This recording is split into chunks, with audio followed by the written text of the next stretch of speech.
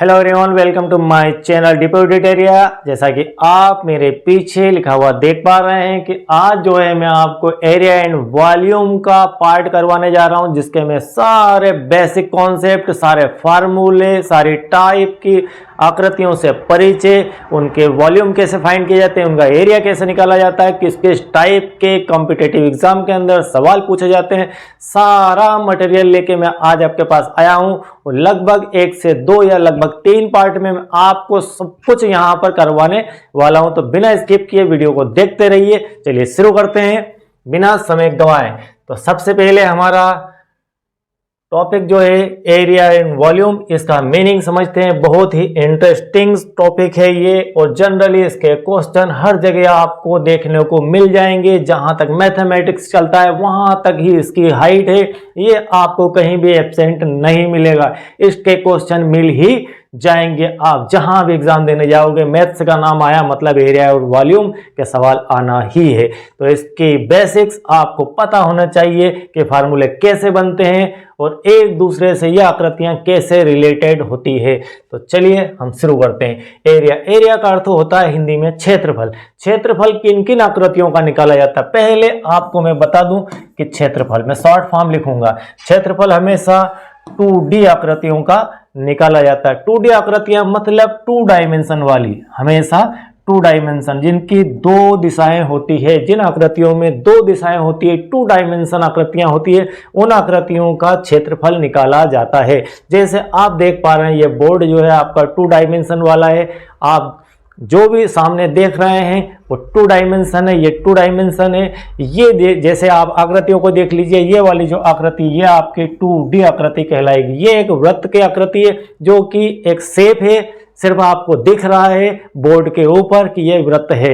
इसके पीछे अगर आप झांक के देखें तो आपको कुछ नहीं दिखने वाला है। तो इस प्रकार की जो आकृतियां रहेगी वो 2D है, मतलब इसकी 2 दिशाएं, एक दिशाएं तो इसके ऊपर की तरफ और एक साइड की तरफ है, या आप नीचे मान लीजिए, किधर भी मान लीजिए। ये 2D आकृति है, इसलिए इसका क्षेत्रफल निकाला जाएगा। जिसके अंदर 2 डायमेंशन मतलब 2 डायमेंशन से मतलब है कि एक लेंथ होगी और एक विड्थ होगी, एक लेंथ होगी और एक विड्थ होगी। 2 राशियों का यहां पर मल्टीपल होना है, तो इसलिए इसे 2D कहा जाता है और इनका क्षेत्रफल निकलता है। इसके बाद आप कुछ यहां पर और देखिए, जैसे ये वाला है, ये जो है आपका घन कहलाता है। यहां पर ये है घन। घन की एक विशेषता होती है, हम इसके बारे में चर्चा पहले कर लेते हैं, इसको क्लियर कर देते हैं। हम एक एक करके इसकी चर्चा करेंगे। हमने वृत्त की चर्चा कर ली, सबसे पहले पूरी वृत्त की बात भी कर लेते हैं। वृत्त जो है ये आपका वृत्त है, और वृत्त जो है इसको हम 2D आकृति लिख चुके हैं कि ये 2D एक आकृति है, ये गोल होता है। और क्षेत्रमिति के अंदर एरिया और वॉल्यूम में सबसे ज्यादा अगर किसी का पार्ट होता है तो वो पार्ट होता है वृत्त का, वर्ग का और आयत का। इन तीनों की हम पहले बात करेंगे। तो वृत्त जो है, पहले इसकी परिधि की बात करते हैं। इसकी परिधि जो होती है वो निकाली जाती है। परिधि से अर्थ होता है परिमाप। परिमाप मैं पिछला एक वीडियो बना चुका हूं परिमाप के ऊपर स्पेशल, बिल्कुल, तो आप उसे भी देख सकते हैं परिमाप या परिधि समझने के लिए। लेकिन यहाँ पर हम फोरे इसकी चर्चा करते हैं वापस से, कि आप यहाँ इसकी जो बॉर्डर है बाहर की, उसे अगर मापना चाहते हैं तो उस माप को हम कहेंगे परिधि या परिमाप। तो इसको नापने के लिए हमारा एक फार्मूला बना है 2πr। 2πr में जो पाई की वैल्यू है मैं यहाँ ब्रैकेट में लिख देता हूँ, वो होती है 22/7, या इसको हम लिख सकते हैं 3.14। इस टाइप से 2 इसकी वैल्यू होती है पाई की, जो आप याद रख के इसे पुट कर सकते हैं। कभी कभी क्वेश्चंस के अंदर ये दी भी होती है। दूसरा, इसका अगर क्षेत्रफल निकालना हो तो क्षेत्रफल निकालने के लिए हमारे पास इसका फार्मूला होता है। क्षेत्रफल निकालने का जो फार्मूला होता है वो होता है πr²।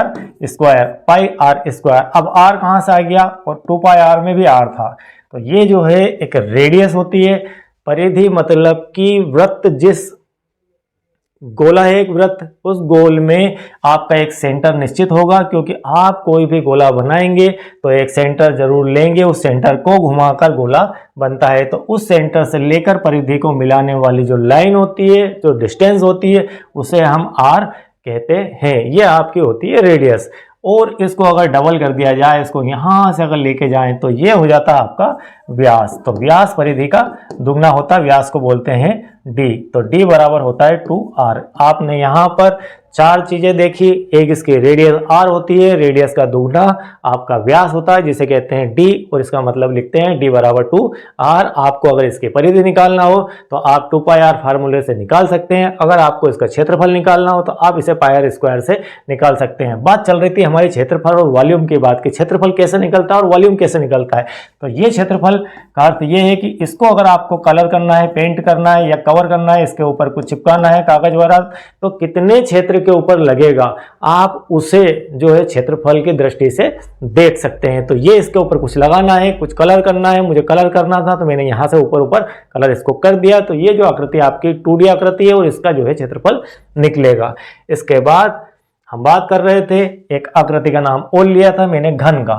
यहाँ पर एक आकृति का नाम लिया है घन। घन से अर्थ है कि घन जो है उसको समझने से पहले हमें एक आकृति और समझना होगी, वो समझना होगी वर्ग। हम एक आकृति और समझ लेते हैं, वर्ग मान लीजिए। वर्ग की सभी भुजाएं आपस में बराबर होती है। मतलब ये भुजा अगर ए है, ये ए है, ये ए है और ये ए है। ये आकृति भी आपकी 2D आकृति होती है, ना कि 3D आकृति होती है। 2D आकृतियां मतलब आपके बोर्ड के ऊपर बना हुआ एक चित्र है, मात्र 4 इस भुजाएं हैं उसकी और चारों भुजाएं आपस में बराबर है, तो वो आपकी एक 2D वर्ग आकृति हो गई।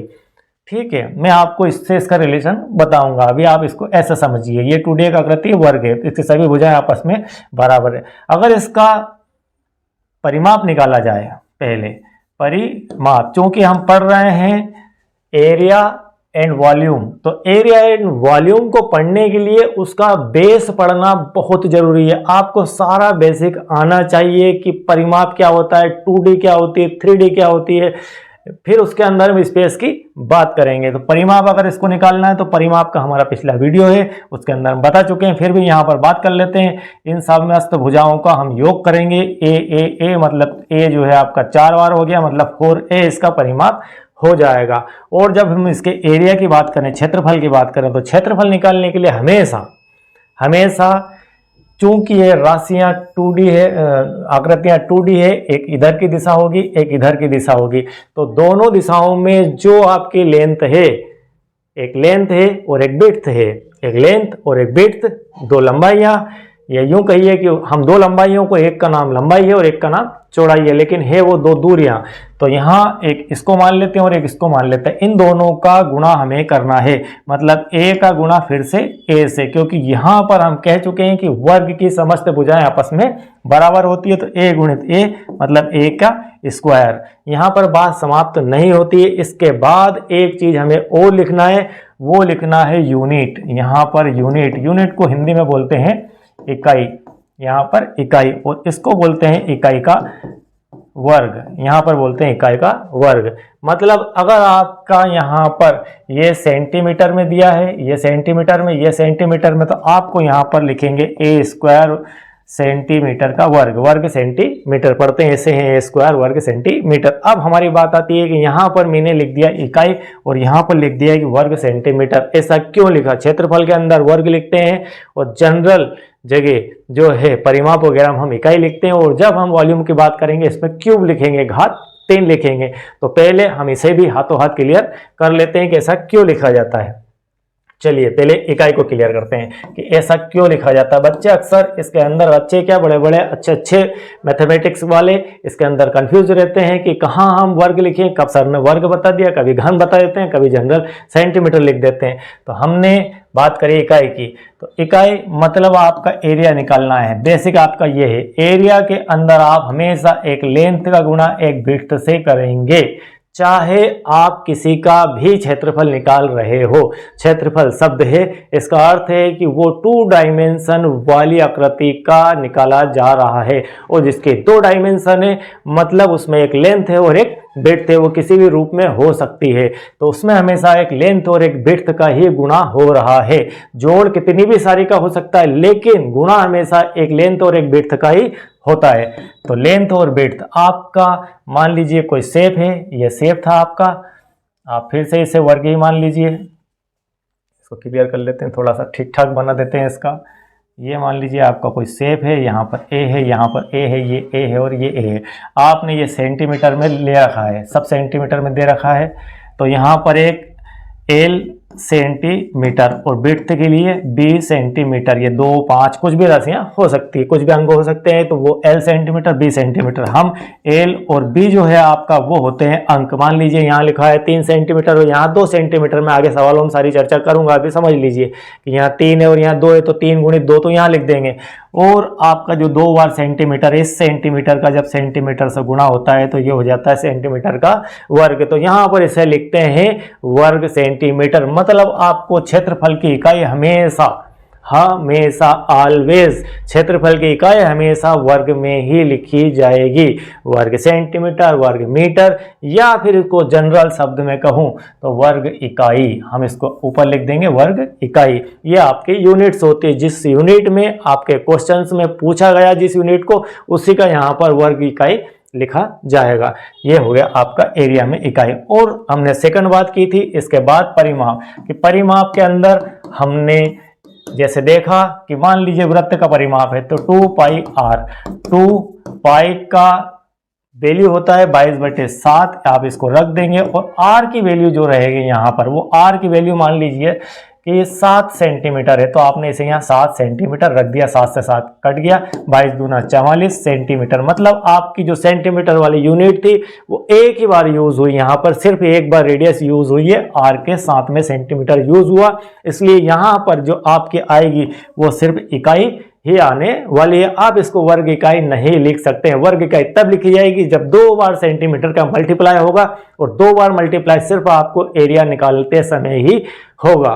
तो आप जो है अदर जगह इकाई लिखेंगे, एरिया वाली जगह हर एक फार्मूले के अंदर, चाहे वो एरिया घन का, घनाभ, शंकु, बेलन, किसी का भी, चतुर्भुज में हो, समचतुर्भुज हो, समानांतर चतुर्भुज हो, आपको कोई भी आकृति हो दी गई, त्रिभुज हो, हर आकृति के अंदर आप क्षेत्रफल की बात करेंगे, एरिया की बात करेंगे, तो आपकी जो यूनिट आने वाली है वो हमेशा वर्ग इकाई में ही आएगी।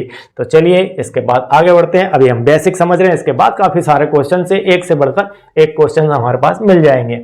उसके बाद हमने समझ लिया वर्ग। अब हम बात करते हैं आयात की। एक आकृति ऐसी होती है, वर्ग से थोड़ी सी मिलती जुलती होती है, वो कहलाती है आयात। आयात में इसकी ये भुजा और ये भुजा, आमने सामने की भुजाओं की लंबाई आपस में बराबर होती है। जैसे वर्ग में हमने बोला था कि चारों भुजाएं बराबर होती है, वैसी आयात के अंदर आमने सामने की भुजाएं आपस में बराबर होती है। तो ये आप ए मान लीजिए और ये आप मान लीजिए दोनों बी। उसके बाद इसकी विशेषता होती है कि इसके ये जो कोण होते हैं ये 90-90 डिग्री के एंगल बनाते हैं। चारों कोण जो इसके 90-90 डिग्री के होते हैं। आमने सामने की भुजाओं की लंबाई आपस में बराबर होती है और एक भुजा दूसरी भुजा से छोटी और एक दूसरी से बड़ी होती है। मतलब आपकी ये लेंथ कहेंगे लंबी को, और इस विड्थ को जो है बी को हमने कह दिया विड्थ। एक लेंथ हो गई आपके पास और एक विड्थ हो गई। जब इसका एरिया निकाला जाएगा, सबसे पहले बात कर लेते हैं एरिया की। तो एरिया में मैंने आपसे बताया कि यह आपकी आकृति 2D आकृति है। वो सभी आकृतियां 2D जिनके अंदर एक लेंथ और एक विड्थ है, हाइट नहीं होती है। जिनके अंदर हाइट होगी वो 3D आकृति ऑटोमेटिक हो जाएगी। तो यहाँ पर लेंथ का विड्थ से गुणा हुआ, वही आपका यहाँ भी एक यूनिट, यहाँ भी इसकी यूनिट। तो आपके पास आंसर आ जाएगा लेंथ गुणित विड्थ और यूनिट का स्क्वायर, मतलब वर्ग इकाई। हम इसे ऐसा लिख सकते हैं हिंदी में। और आप अगर आपका ये सेंटीमीटर में दिया हो तो आप इसे लिख सकते हैं वर्ग सेंटीमीटर। यदि आपका ये मीटर में दिया लेंथ विड्थ तो आप इसे लिख सकते हैं वर्ग मीटर। तो आपको फाइनली ये चीज देखने को मिलेगी कि लेंथ इनटू विड्थ और उसका यूनिट का वर्ग। ठीक है, यह आप करके एरिया निकाल सकते हैं। इसके आगे बढ़ते हैं, हम इसका पैरामीटर निकालते हैं। इसका पैरामीटर निकालते हैं। ये हमने निकाली थी, ये ए थी और ये बी थी। हमने ये देखा कि इसके आमने सामने की भुजाएं आपस में बराबर होती है। तो पैरामीटर निकाला जाता है। पैरामीटर में परिमाप का अर्थ होता है कि सभी भुजाओं का योग। मतलब इसके अंदर देखा जाए तो 2 बार तो ए है और 2 बार बी है। इसमें से 2 कॉमन निकाल लिया तो ए धन बी आपके पास बच गया। अब यहाँ पर मैं लिख रहा हूँ वापस से इकाई। यहाँ पर मैंने लिख दी इकाई। अब यहाँ पर फिर से वही बात कि इकाई का वर्ग क्यों नहीं लिखा, क्योंकि यहाँ पर ए और यहाँ पर बी है। 2 बार मान लीजिए, एक एग्जांपल यहाँ पर ले लेते हैं कि यहाँ पर मैं इसकी वैल्यू रख देता हूँ 2 सेंटीमीटर। तो ये आपकी 2 सेंटीमीटर हो गई और ये मान लीजिए 1 सेंटीमीटर है। तो हम अगर इस सवाल को सॉल्व करें तो 2 तो ये हो जाएगा और ए की वैल्यू यहाँ पर 2 सेंटीमीटर और बी की वैल्यू 1 सेंटीमीटर सेंटीमीटर, ये हो गई आपकी। तो 2 सेंटीमीटर और 1 सेंटीमीटर का यहाँ पर एरिया में गुणा होता है और यहाँ पर जोड़ होता है। जब सेंटीमीटर से सेंटीमीटर जुड़ेगा तो सेंटीमीटर का स्क्वायर नहीं आएगा। 2 सेंटीमीटर ये है और 1 सेंटीमीटर ये है, मतलब 2 बार सेंटीमीटर ये है, 1 बार सेंटीमीटर ये है, तो 2 और 1 का जोड़ होकर यहाँ हो जाएगा 3 सेंटीमीटर और 3 सेंटीमीटर का 2 से गुणा होकर ये हो जाएगा 6 सेंटीमीटर। तो आपको ये फर्क समझना होगा और ये कॉन्सेप्ट अपने दिमाग में बिठाना होगा, नहीं तो आप जीवन भर इसमें कंफ्यूज होते ही रहेंगे। आपको बिल्कुल क्लियर रखना है कि जहां पर जोड़ होगा सेंटीमीटर का सेंटीमीटर से, तो वहां सेंटीमीटर का स्क्वायर नहीं आएगा। इसका एक अलग से पार्ट हमने तैयार किया है कि के से राशियों का गुणा होने पर उनका स्क्वायर होता है, क्यूब होता है और राशियों की घात बढ़ती जाती है, और के से जोड़ होने पर वे राशियां प्लस या माइनस होकर के से उनमें बदलाव होता है संख्याओं के रूप में। वो सब हम उसके अंदर बात करने वाले हैं। अभी आपको फिलहाल इतना ही मैं यहाँ पर बता सकता हूँ। ठीक है, इसके आगे बढ़ते हैं। तो हमने यहाँ पर वर्ग देख लिया, आयत देख लिया, और वर्ग और आयत से मिलकर सबसे पहले बनता है वर्ग से मिलकर घन।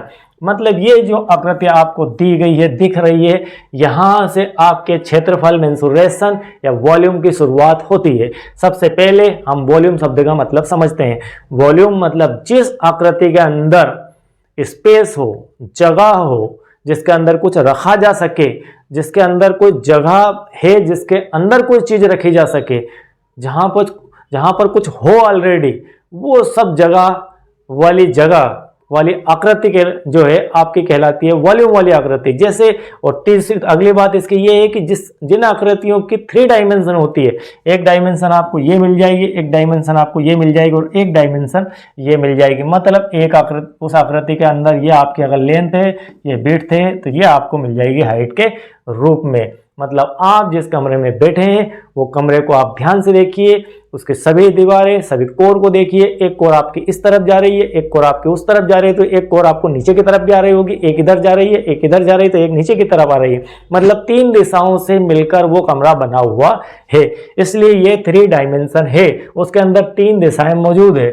तो 3 डायमेंशन आकृति का हमेशा वॉल्यूम निकलता है। जिनका वॉल्यूम निकलता है उनके अंदर स्पेस होती है, उनके अंदर जगह होती है, और उनको हम अगर देखें, अगर छुएं, हम उनको देखें या उनको हाथ लगा के छुएं, तो हमें वो आकृतियां एक अलग शेप में दिखती है। एक तरफ से अलग दिखती है, दूसरी तरफ से अलग दिखती है। आप अपना जो घर बना है हुआ, उस घर के पीछे की तरफ जाके देखेंगे, एक अलग तरह से आपको विजन दिखेगा। आप उसके साइड में आ जाएंगे तो अलग तरह से घर दिखेगा, आप उसके आगे आ जाएंगे तो अलग टाइप से दिखेगा। जब आप उसको तिरछे से देखेंगे तो अलग टाइप से वो आकृति आपको दिखेगी। तो इस प्रकार आप इसको समझ सकते हैं कि ये 3D आकृतियां हैं। तो 2D एंड 3D में सबसे पहले आपको अलग अलग समझ होना चाहिए, इनके बीच में डिफरेंस क्या होता है वो पता होना चाहिए। उसके बाद ये जो बना है घन जो होता है, इसकी सभी भुजाएं आपस में बराबर होती है। जैसे वर्ग के अंदर सभी भुजाएं आपस में बराबर होती है, तो वर्ग से मिलकर ही घन बनता है। लेकिन इसकी एक मोटी विशेषता यह है कि ये इसके फलके 2 ऊपर, 2 साइड में और 2 इस तरफ, मतलब 2, 2, 4 और 2, 6 से मिलकर ये बना हुआ है। मतलब इसके अंदर हम देखें अगर, तो ये जो आपको दिख रहा है ये सामने का पृष्ठ है। ये सामने का जो पृष्ठ है ये एक तरह का वर्ग है। ये इस तरह का वर्ग है। इसकी एक भुजा ए है, ये वाली भुजा भी ए है। ये एक पृष्ठ हो चुका है। इसको हम इस सिंगल को कहेंगे वर्ग।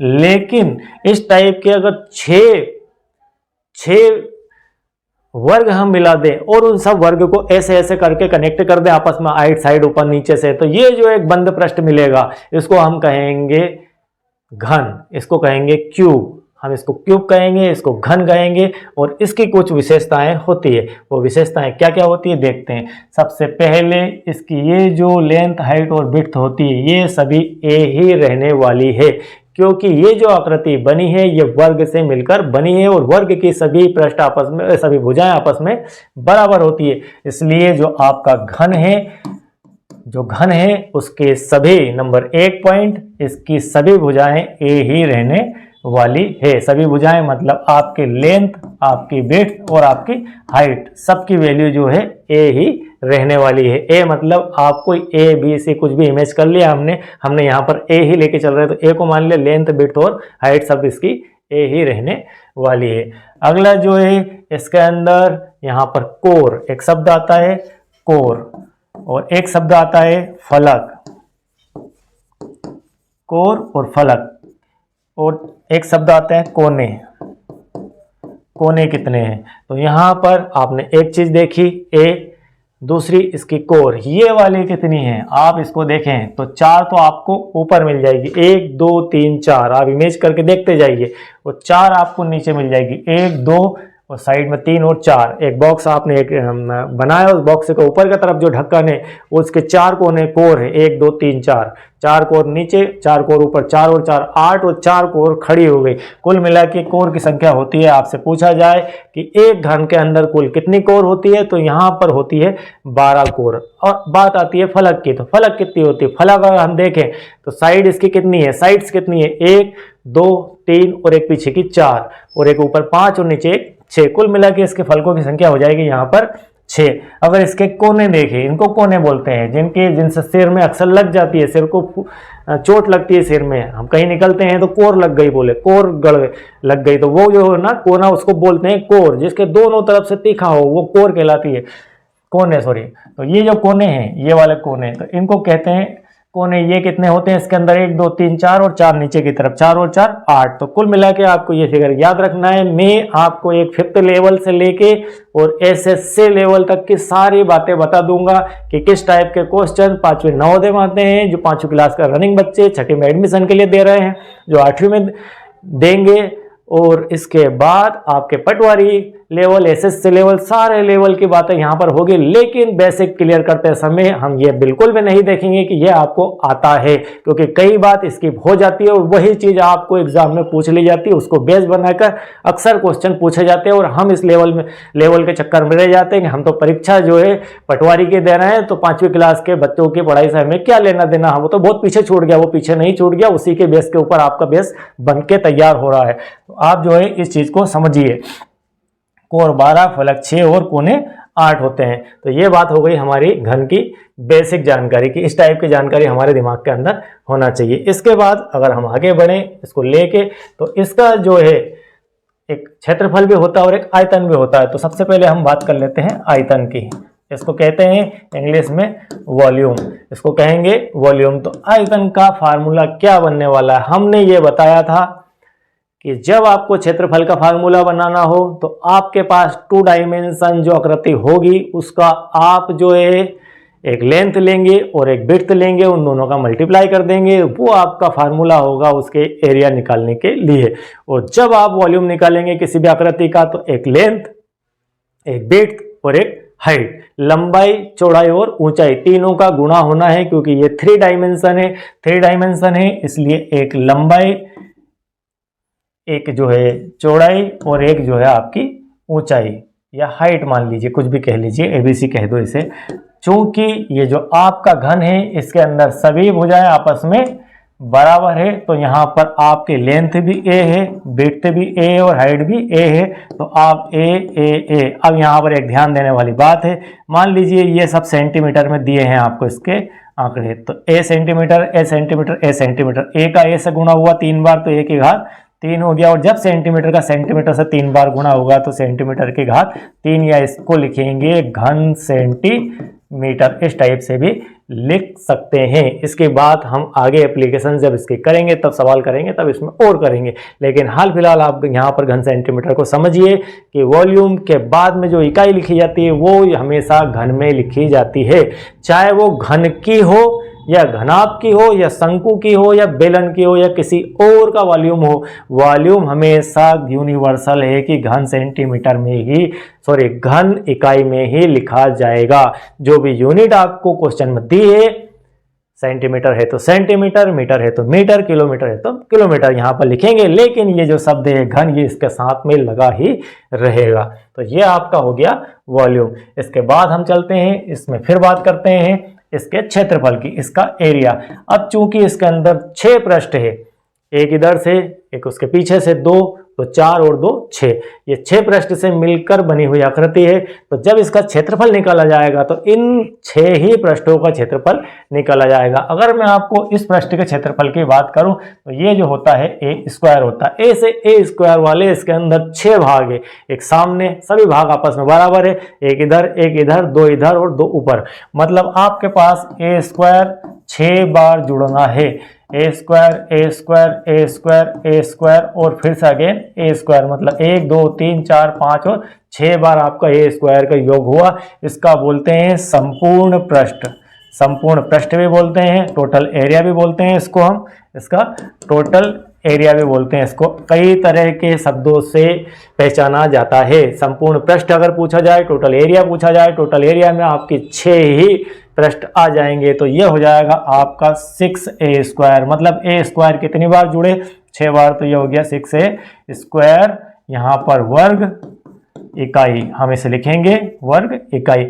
अब एक चीज और यहाँ पर ध्यान देने की बात है कि हमने कहा था कि ए स्क्वायर को जोड़ेंगे तो आपका 6a स्क्वायर आ गया और वर्ग इकाई, मतलब ये जो है इसका एक ए स्क्वायर के लिए वर्ग बना है। ये ए स्क्वायर का, ये सबका अलग अलग टोटल हुआ है बाद में। ए स्क्वायर मतलब ए का, इसके अंदर 2 बार ए है, ये ए गुणित ए है, तो 1 सेंटीमीटर इसका या 1 इकाई इसकी, 1 इकाई इसकी, 2 इकाई का गुणा होकर ये बन गया वर्ग इकाई। और इस टाइप की 6 बार वर्ग इकाई का योग करके ये 6 बना और ये ए बना, ए का स्क्वायर बना। तो यहाँ पर 6a स्क्वायर वर्ग इकाई आपको याद रखना है।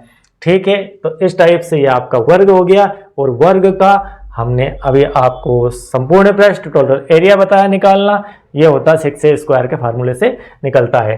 इसके बाद जस्ट इससे मिलती जुलती जो आकृति है वो है यहाँ पर घनाभ। ये आकृति आपकी घनाभ कहलाती है। इस टाइप की जो आकृति है वो घनाभ है। घनाभ की ये विशेषता होती है कि इसकी लेंथ अलग, विड्थ अलग और हाइट अलग। ये भी 3 डायमेंशन वाली है, इसलिए इसका वॉल्यूम निकलेगा। तो इसके तीनों डायमेंशन का मल्टीप्लाई करके हम इसका वॉल्यूम निकालेंगे, जस्ट घन की तरह ही सेम। लेकिन सिर्फ फर्क इतना सा है कि इसके अंदर सभी भुजाएं समान थी और इसके अंदर सभी भुजाएं अलग अलग टाइप से। तो यहाँ पर a गुणित b गुणित c, इसे मान लेते हैं हम a, इसे मान लेते हैं b और इसे मान लेते हैं c। ठीक है, तो यहाँ पर वॉल्यूम निकलेगा a गुणित b गुणित c, तो a b c और घन इकाई हम इसे लिखेंगे घन इकाई। यहाँ पर घन इकाई लिखा जाएगा, घन यूनिट लिखा जाएगा। क्यों लिखा जाएगा? क्योंकि एक ए की, एक बी की और एक सी की, तीनों की यूनिट्स का मल्टीप्लाई हो के यूनिट की घात 3 हो चुकी है। और इसे अगर हम इस टाइप से भी लिख सकते हैं कि इकाई की घात 3, ऐसा भी इसे हम लिख सकते हैं। तो यह आपका हो गया वॉल्यूम। अब बात आती है इसके पैरामीटर की, सॉरी टोटल एरिया की, या यहाँ पर बात आती है टोटल एरिया। टोटल एरिया मतलब कि आपका इसका संपूर्ण पृष्ठ निकालना है। संपूर्ण पृष्ठ में अगर देखें हम, थोड़ा इसको क्लीन कर देते हैं टोटल एरिया निकालने के लिए। तो ये जो भाग है इसको देखते हैं हम, तो एक इसके अंदर ये वाला ए है, ये बी है और ये आपकी मैंने सी कही। तो आप जब इसका निकालेंगे, यहाँ सामना जो दिख रहा है आपको, सामने वाला पृष्ठ, इसका अगर इस भाग को निकाले तो ये कहलाएगा a इंटू बी। टोटल में आप सभी भुजाओं को अलग अलग निकाल के, सभी पृष्ठों का अलग अलग क्षेत्रफल निकाल के उनको जोड़ लगा दीजिए, तो यह आपका a गुणित b हो गया। इसी टाइप से जब इसका आप निकालेंगे तो एक b और एक c है इसके अंदर साइड से, एक b और c, तो b गुणित यहाँ पर c हो गया। और जब आप इसके साइड में ये वाला है इसका निकालेंगे तो ये हो जाएगा c गुणित a। और इस टाइप के आपके पास एक सामने का है, जस्ट इसके जैसा ही पीछे की तरफ है, तो पीछे की तरफ वाला भी आपका प्लस a इंटू बी, और इसके साइड सामने वाला वो भी b इंटू सी, और इसके सामने वाला इस तरफ वाला c इंटू a। मतलब आपका जो आ गया वो a b 2 बार आ गया, b c 2 बार आ गया और c a 2 बार आ गया। मतलब 2ab plus 2bc plus 2c आ जा। फिर यहाँ 2 कॉमन ले लो तो यहाँ हो गया ab plus bc plus ca। तो यहाँ पर यह आपका जो है इसका आ जाएगा वर्ग इकाई। इसका फाइनली आंसर फार्मूला बन जाएगा ये। तो आपको यहाँ पर जो घनाभ है उस आकृति का यहाँ पर फार्मूला बना है 2ab plus bc plus ca। आपके लेवल में यही चीज पूछी जाती है। तो यहाँ पर आपका जो है एरिया वॉल्यूम का चैप्टर का आपको थोड़ा सा ये बेसिक क्लियर हुआ। इसके नेक्स्ट पार्ट में हम और आगे बात करेंगे इसकी, और काफ़ी सारे फार्मूले बनने वाले हैं और इसकी एक्सरसाइज होगी, इसके सवाल सॉल्व किए जाएंगे। तो थैंक यू।